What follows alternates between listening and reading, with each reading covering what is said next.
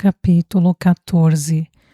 Como Stanton Rogers previra, a votação do plenário do Senado foi uma mera formalidade. Mary foi aprovada por uma maioria tranquila. Quando foi informado, o presidente Ellison disse a Stanton Rogers: "Nosso plano está em andamento, Stan. Nada pode nos deter agora." Stanton Rogers balançou a cabeça e murmurou sorrindo: "Nada mesmo." Pete Connors estava em sua sala quando recebeu a notícia. No mesmo instante, escreveu uma mensagem e codificou-a. Um dos seus homens estava de serviço na sala de comunicações da CIA.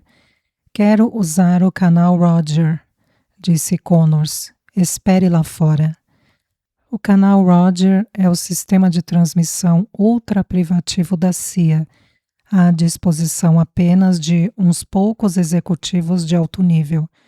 As mensagens são enviadas por um transmissor laser numa frequência ultra alta em uma fração de segundo.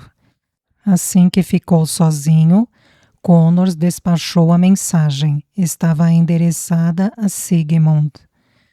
Durante a semana seguinte, Mary visitou o subsecretário de Estado para Assuntos Políticos, o diretor da CIA, o secretário de Comércio, os diretores do Chase Manhattan Bank de Nova York e diversas organizações judaicas importantes.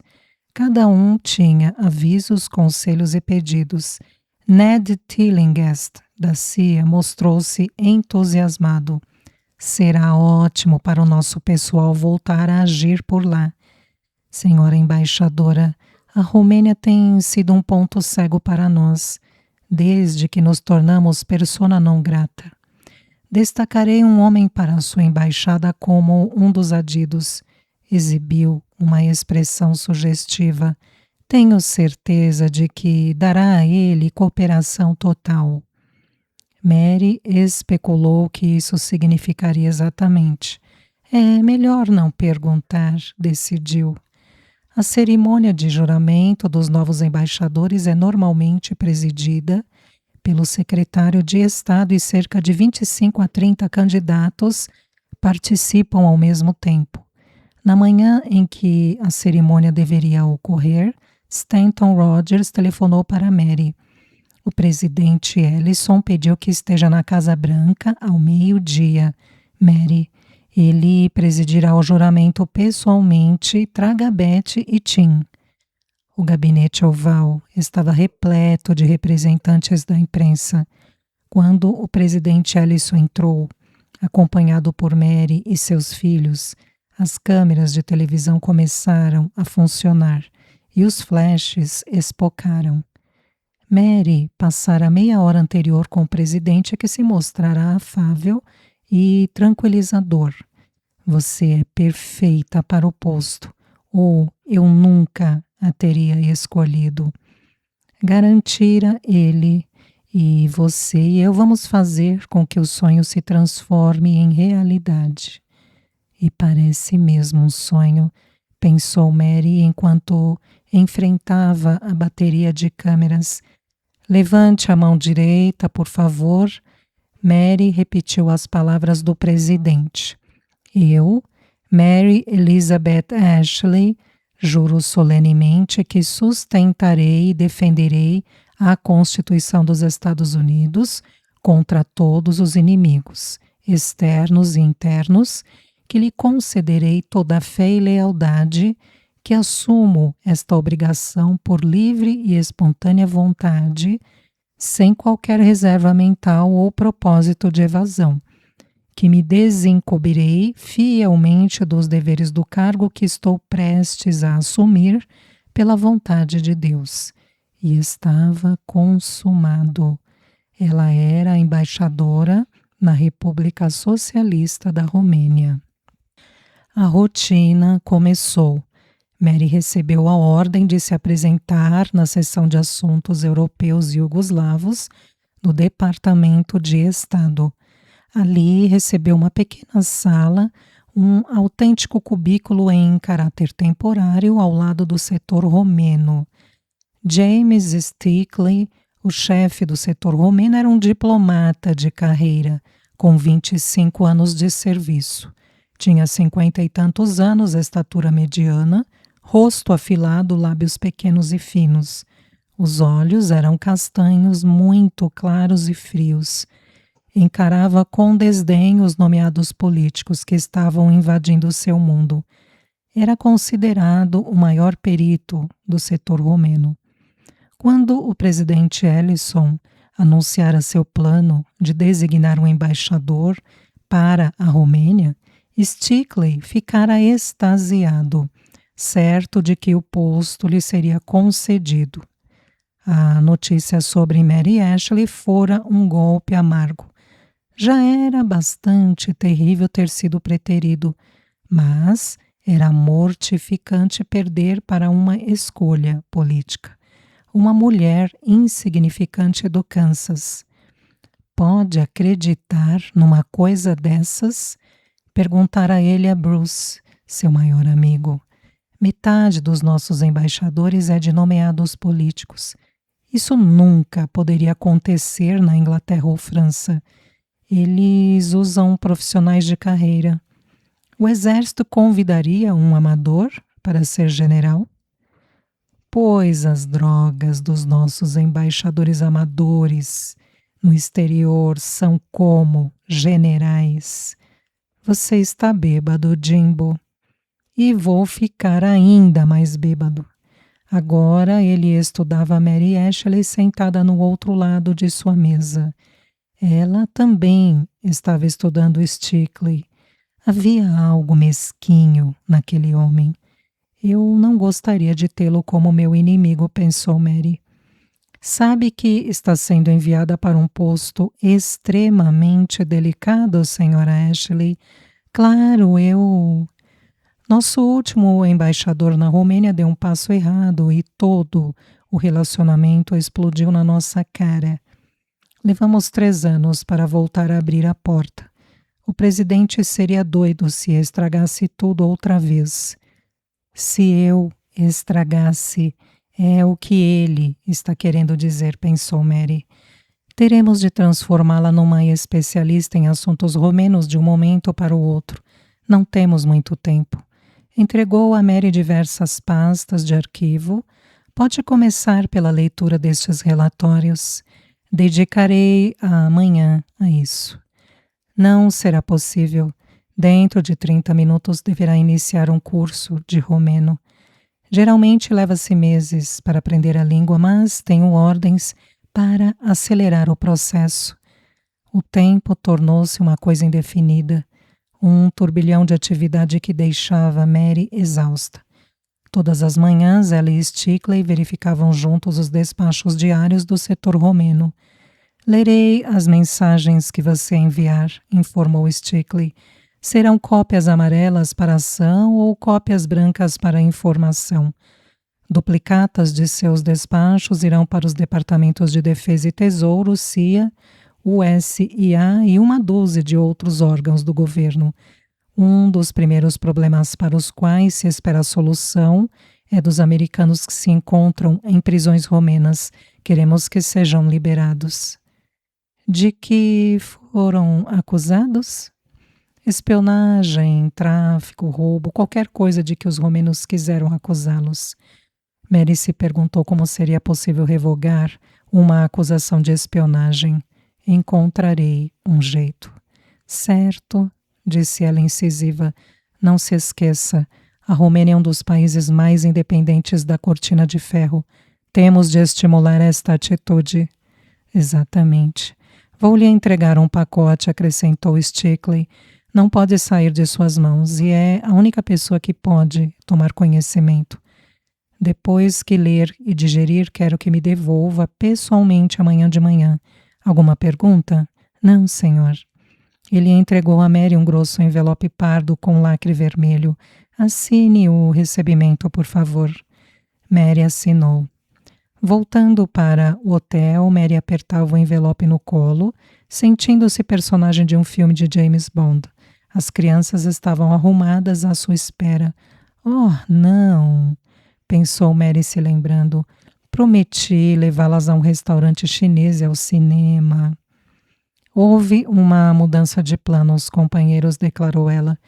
Teremos de deixar nossa excursão para outra noite. Hoje vamos ficar em casa e pedir que mandem o jantar para a suíte. Tenho um trabalho urgente a fazer. Claro, mamãe. Está bem. E Mary pensou, antes de Edward morrer, eles teriam gritado como desesperados. Mas amadureceram. Todos nós tivemos de crescer. Ela passou os braços pelos dois e prometeu: podem deixar que vou compensá-los por isso. O material que James Stickley lhe dera era inacreditável. Não é de admirar que ele queira isso de volta imediatamente, pensou Mary. Havia relatórios detalhados sobre todas as autoridades romenas, do presidente ao ministro do Comércio. Havia informações sobre seus hábitos sexuais, operações financeiras, amizades, características pessoais e preconceitos. Algumas coisas eram estarrecedoras. O ministro do Comércio, por exemplo, ia para a cama com o amante e seu motorista, enquanto a esposa mantinha ligação amorosa com uma criada. Mary ficou acordada durante a metade da noite, memorizando nomes e os pecados das pessoas com as quais iria tratar. Será que conseguirei me manter impassível quando for apresentada a essa gente?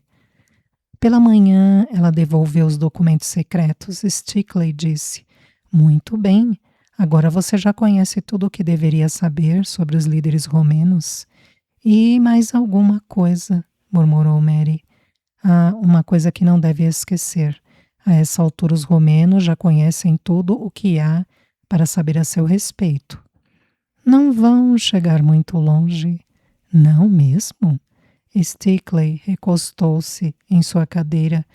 Você é mulher e está sozinha. Pode estar certa de que já a classificaram como um alvo fácil.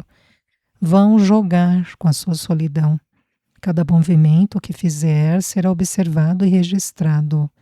Haverá microfones secretos na embaixada e na residência.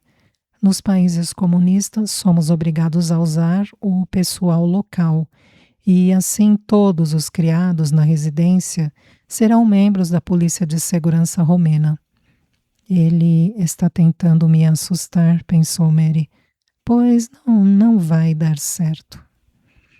Cada hora do dia de Mary parecia estar totalmente ocupada, assim como a maior parte das noites. Além das aulas de língua romena, sua programação incluía um curso no Instituto de Serviço Diplomático em Roslin, instruções na Agência de Informações da Defesa, reuniões com o secretário da ASI, Agência de Segurança Internacional, e com diversos comitês do Senado. Todos tinham pedidos, conselhos e perguntas. Mary sentia-se culpada em relação a Beth e Tim. Com a ajuda de Stanton Rogers, encontrou uma tutora para as crianças. Beth e Tim conheceram algumas outras crianças que também estavam no hotel e pelo menos tinham companhia de sua idade. Mas, apesar disso, Mary continuava a detestar deixá-los sozinhos por tanto tempo. Ela fazia questão de tomar o café da manhã com os filhos todas as manhãs, antes de partir às 8 horas, para o curso da língua no instituto. O romeno era muito difícil. É surpreendente que os próprios romenos consigam falar uma língua assim. Ela estudava as frases em voz alta. Bom dia, bună dimineața. Obrigado, mulțumesc. Seja bem-vindo, cu plăcere. Não compreendo, nu înțeleg. Senhor, domnule. Senhorita, domnișoară. E nenhuma das palavras era pronunciada da maneira como se escrevia. Beth e Tim ficavam observando sua luta com o dever de casa. Betty sorri e comentava: é a nossa vingança por nos obrigar a aprender a tabuada de multiplicação. James Stickley comunicou: quero apresentá-la a seu adido militar, senhora embaixadora. Este é o coronel William McKinney. Bill McKinney estava paisana, mas seu porte militar era como um uniforme. Era um homem alto, de meia idade, o rosto vincado. Senhora embaixadora, a voz era rude e meio rouca, como se a garganta estivesse machucada. Prazer em conhecê-lo, disse Mary. O coronel McKinney era o primeiro membro de sua equipe e conhecê-lo deixou Mary excitada. Parecia tornar bem mais próximo seu novo posto. Estou ansioso em trabalhar ao seu lado, na Romênia, disse o coronel McKinney. Já esteve na Romênia antes? O coronel e James Stickley trocaram um olhar. Ele já esteve lá antes, respondeu Stickley. Todas as tardes de segunda-feira eram realizadas sessões diplomáticas para os novos embaixadores, numa sala de conferências no 8º andar do Departamento de Estado. Temos uma rigorosa cadeia de comando no serviço diplomático, disse o instrutor. No topo está o embaixador. Abaixo dele, abaixo dela, pensou Mary automaticamente, está o subchefe da missão. Abaixo dele, abaixo dela, estão os representantes consulares, político, econômico, administrativo e de assuntos públicos. Há ainda o adido agrícola, o comercial e o militar. Esse é o coronel McKinney, pensou Mary. Quando estiverem em seus novos postos, gozarão de imunidade diplomática. Não podem ser presos por avançar um sinal, guiar embriagado, queimar uma casa ou até por assassinar alguém. Quando morrerem, ninguém pode tocar no corpo ou examinar qualquer bilhete que tenham deixado. Não precisam pagar suas contas às lojas, não podem processá-los. Alguém da turma gritou: não deixem minha mulher saber disso. Lembrem-se sempre de que o embaixador é o representante pessoal do presidente, junto ao país a que está credenciado. Espera-se que se comportem de acordo. O instrutor olhou para o relógio. Antes de nossa próxima sessão, sugiro que estudem o Manual do Serviço Diplomático, volume 2, seção 300, que versa sobre os relacionamentos pessoais. Obrigado. Mary e Stanton Rogers estavam almoçando no Watergate Hotel. O presidente Ellison gostaria que fizesse um trabalho de relações públicas para ele, disse Rogers. Que espécie de trabalho? Vamos fazer uma campanha nacional, entrevistas com a imprensa, depoimentos no rádio e televisão. Se isso é importante, tentarei fazer o melhor possível. Ótimo! Teremos de providenciar um novo guarda-roupa. Você não pode se apresentar com o mesmo vestido 2 vezes. Isso custaria uma fortuna, Stan. Além do mais, não tenho tempo para fazer compras. Estou ocupada do início da manhã ao final da noite, se... Não há problema. Ellen Moody. Como? Ela é uma das melhores compradoras profissionais de Washington. Deixe tudo aos seus cuidados. Ellen Moody era atraente e extrovertida, que fora modelo de sucesso antes de iniciar seu serviço de compras pessoais.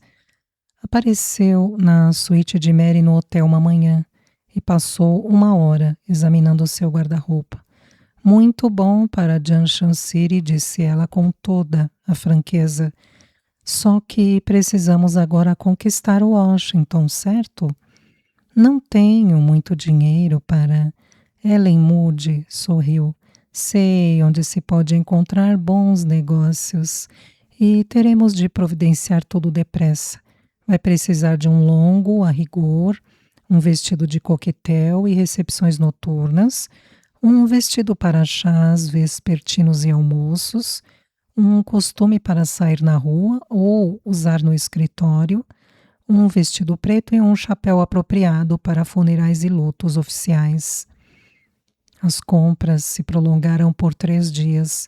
Quando acabaram, Ellen Mood estudou Mary Ashley e declarou: "Você é uma mulher bonita, mas acho que podemos melhorá-la ainda mais. Quero que procure Susan no Rainbow para a maquiagem e depois eu a mandarei ao Billy no Sunshine para cuidar dos cabelos." Poucas noites depois, Mary encontrou com Stanton Rogers num jantar formal oferecido na Corcoran Gallery. Ele contemplou-a e sorriu. "Você está absolutamente deslumbrante." A blitz dos meios de comunicação começou. Foi comandada por Ian Villiers, assessor de imprensa do Departamento de Estado. Villiers tinha 40 e tantos anos e era um dinâmico ex-jornalista, que parecia conhecer todo mundo nos meios de comunicação. Mary descobriu-se na frente das câmeras de Good Morning America, Meet the Press e Firing Line. Foi entrevistada por The Washington Post, The New York Times e meia dúzia de outros importantes jornais diários. Concedeu entrevistas ainda ao London Times, Der Spiegel, Ode e Le Monde. As revistas Time e People apresentaram reportagens sobre ela e os filhos. A fotografia de Mary Ashley parecia estar em toda parte. Sempre que acontecia alguma coisa que era notícia no outro lado do mundo, alguém da imprensa pedia seus comentários a respeito. Da noite para o dia, Mary Ashley e os filhos tornaram-se celebridades. Tim comentou: "Mamãe, é fantástico ver as nossas fotografias nas capas de todas as revistas." "Fantástico é mesmo a palavra", concordou Mary, mas ela se sentia constrangida com toda a publicidade. E falou a respeito com Stanton Rogers. "Considere como uma parte de seu cargo. O presidente está tentando criar uma imagem. Quando você chegar na Europa, todo mundo saberá quem você é." Ben, Con e Akiko estavam na cama nus. Akiko era uma adorável japonesa, 10 anos mais moça do que o repórter. Haviam se conhecido alguns anos antes, quando ele fazia uma matéria sobre modelos, e estavam juntos desde então. Con estava com um problema. "O que há com você, meu bem?" indagou Akiko suavemente. "Quer que eu trabalhe nele mais um pouco?" Os pensamentos de Con estavam longe dali. "Não precisa, já estou." "Não estou vendo", zombou Akiko. "É na minha mente, Akiko. Estou interessado em história. Há alguma coisa esquisita acontecendo nesta cidade." "E qual é a novidade nisso?" "Agora é diferente e não consigo entender." "Quer falar sobre isso?" "É Mary Ashley. Eu a vi nas capas de 6 revistas nas 2 últimas semanas e ela ainda nem assumiu o posto. Akiko, alguém está dando uma projeção de estrela de cinema à senhora Ashley e os 2 filhos aparecem em todos os jornais e revistas. Por quê?" "E eu é que deveria ter a tortuosa mente oriental. Acho que você está complicando o que é muito simples." Ben Con acendeu um cigarro e deu uma tragada furiosa. "Talvez você tenha razão, Akiko." Ela se inclinou e acariciou-o. "Que tal apagar este cigarro e me acender?" "Está havendo uma festa em homenagem ao vice-presidente Bradford." Stanton Rogers informou a Mary. "Providenciei para que você fosse convidada. Será na noite de sexta-feira, na União Pan-Americana. A União Pan-Americana era um prédio grande e sóbrio, com um enorme pátio usado com frequência para funções diplomáticas. O jantar para o vice-presidente foi requintado, com pratarias antigas e reluzentes copos de cristal bacará nas mesas. Havia uma pequena orquestra. A lista de convidados era formada pela elite da capital americana. Além do vice-presidente e esposa, lá estavam senadores, embaixadores e celebridades de todos os setores da vida.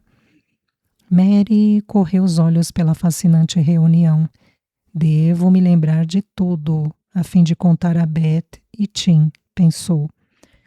Quando o jantar foi anunciado, Mary descobriu-se a uma mesa com uma interessante mistura de senadores, altos funcionários do Departamento de Estado e diplomatas. As pessoas eram encantadoras e o jantar estava excelente. Às 11 horas, Mary olhou para o relógio e disse ao senador à sua direita: não sabia que já era tão tarde, prometi às crianças que voltaria cedo. Ela se levantou e acenou com a cabeça para as pessoas sentadas à sua mesa.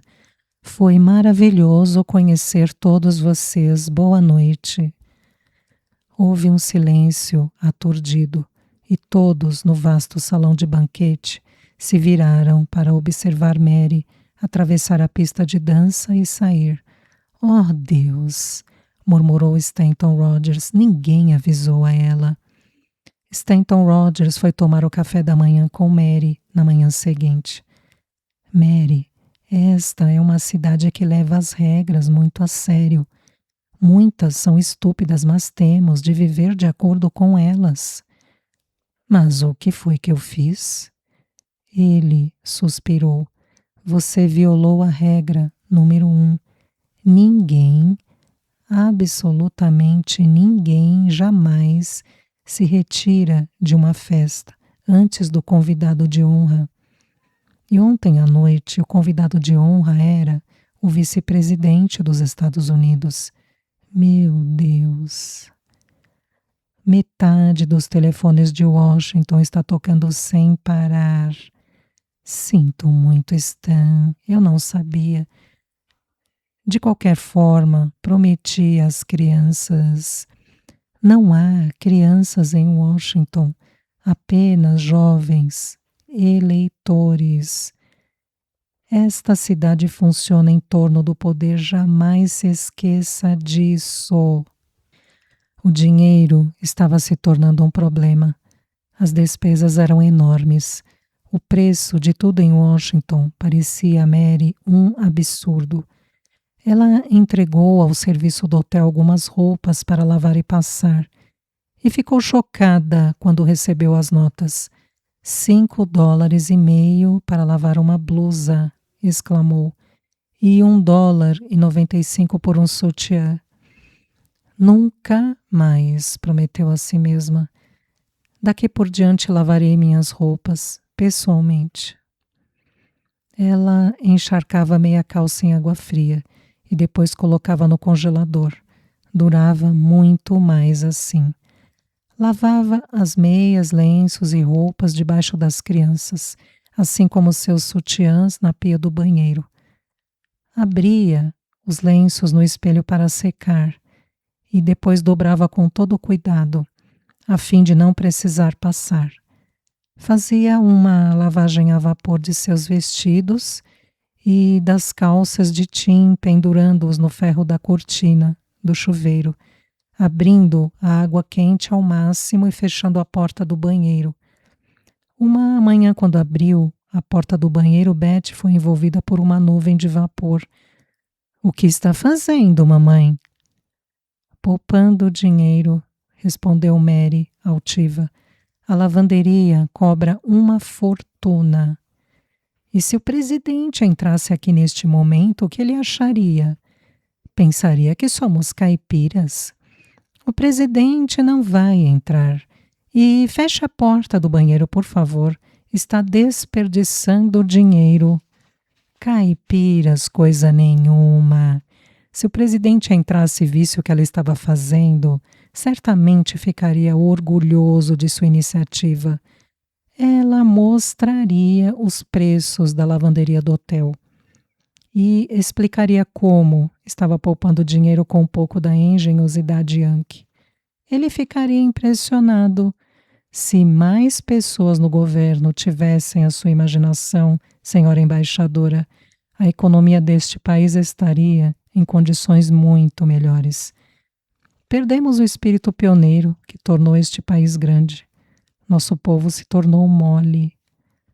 Confiamos demais nos aparelhos eletrodomésticos que ganham tempo e não o suficiente em nós mesmos. Eu gostaria de usá-la como um exemplo extraordinário para alguns dos perdulários de Washington que pensam que este país é feito de dinheiro. Poderia ensinar a todos uma boa lição. Para dizer a verdade, tenho uma ideia maravilhosa. Mary Ashley vou nomeá-la secretária do Tesouro. O vapor estava saindo por baixo da porta do banheiro. Ainda sonhando, Mary abriu-a. Uma nuvem de vapor invadiu a sala. A campainha da porta soou neste momento. Um instante depois, Betty informou: Mamãe, James Stickley está aqui para falar com você.